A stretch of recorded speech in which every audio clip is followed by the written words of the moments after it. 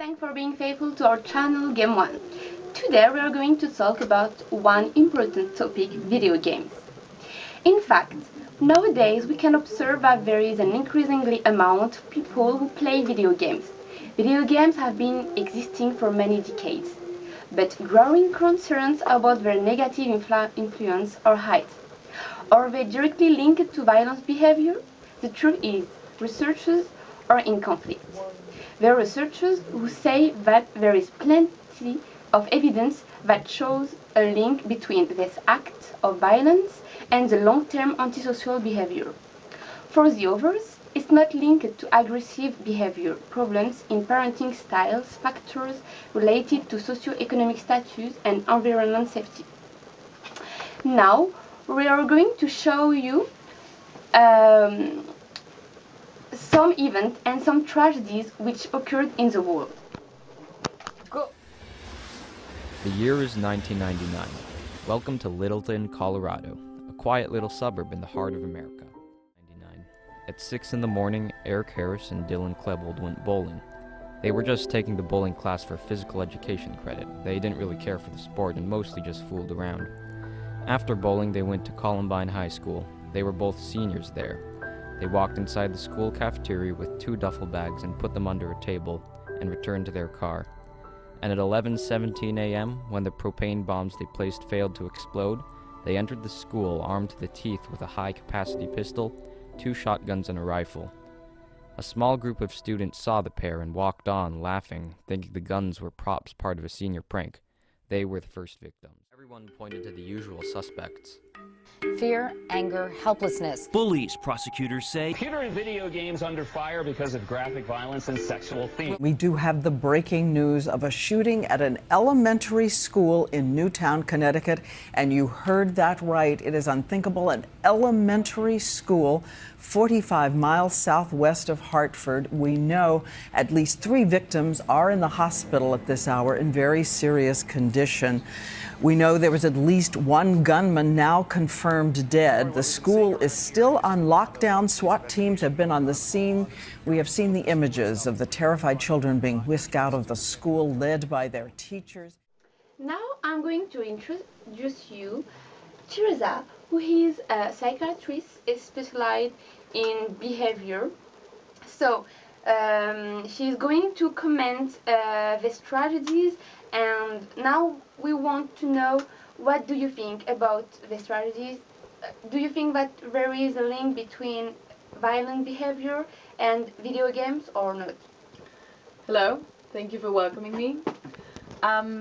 Due to the case Columbine, I do think there is a clear link between video games and aggression. These 2 young men in college, they were not in a good social position. They had social problems. They were, as you could say, at the bottom line of the hierarchy. The video games evoked hidden emotions, which were concealed by loneliness and antisocial behavior. These emotions were somehow covered in their own bodies and their own minds. And these video games evoked hidden emotions which were concealed by loneliness and antisocial behavior. These so-called first-person shooter games, they encourage, in general, aggressive behavior, and in this case, it led to non-rational behavior, which caused many deaths. Ruthlessness and just disregarding behavior, not caring about other people, just looking after themselves, is what could be provoked by this kind of video games.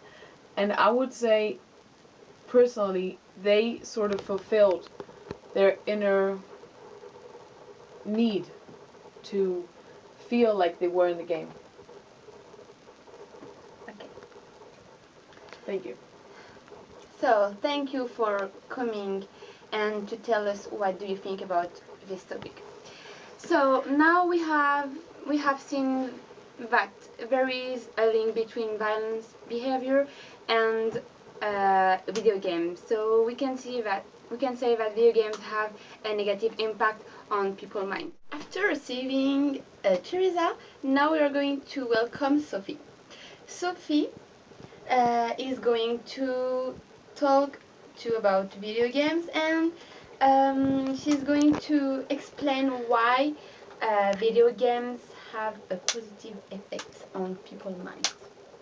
Video games are positive effects. It depends on the video games. We can quote many games that have advantages and positive influence on human beings. For example, the fitness game for PlayStation 2. Using a camera, the player is on the television screen and participates in the game by moving. Multitasking ability is simulated.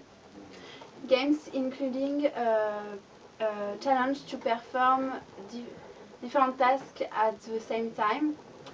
In addition, players must also consider the essence of the game and filter data from the main flow of information. Players learn to think creatively and strategically. They are looking for solutions to the problem. Spatial intelligence is enhanced. The reaction rate is positively influenced. The important thing is how the person using the video game. Other positive effects can be release. Player can run around in a virtual world. Logical sports when setting up cognitive strategy. Responsiveness. Some games require that attention be paid to the smallest details of the environment that surround us. Linguistic knowledge. Players learn while having fun. Self-esteem. Defeat difficulty allows increased self-confidence and bring satisfaction. Social contact. This provides a sense of belonging. The players who came together to discuss their favorite game as well as to exchange tips. Thanks, Sophie. Now we can observe and we can constate that video games are not the only factors who provoke violent behaviors from gamers. Video games promote teamwork and happiness. And to finish, video games develop from gamers competition and competences as, for example, reactivity and concentration.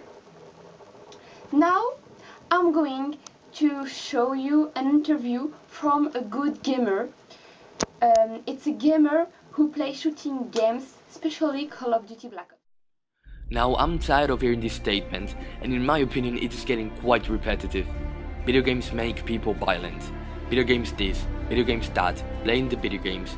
Come on, seriously, are people retarded? How can you blame a goddamn game for the violent actions of other people? I mean, did the United States blow up Hiroshima and Nagasaki just because they got a nuke in a Call of Duty game? No. Did all the world wars start because they wanted to relive the war game experience? No. There were no video games back then, and it was back then the violence reached its peak. And now we have a society who, instead of blaming the mentally ill minds of individuals promoting violence, they blame the video games instead. A goddamn game that was made to have fun, to lose some stress and to kill leisure time, not to kill fucking people. It's not like in 1 second I'm playing Call of Duty and then the next I'm in the mood for killing people. Violence is linked with anger and fear, while video games are meant to promote joy and happiness. The correlation between those two different types of emotions is totally inexistent.